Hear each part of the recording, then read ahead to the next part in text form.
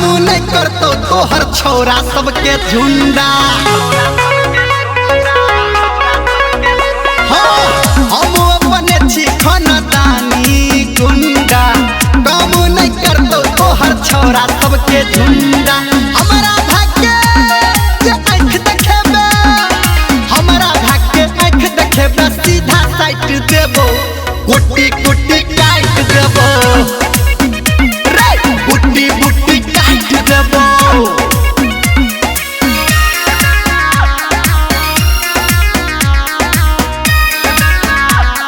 माँ Gayatri recording studio.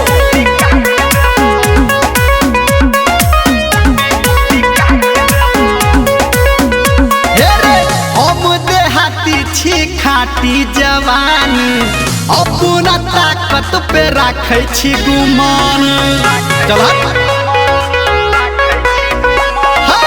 हम देहाती छी रे खाटी जवानी,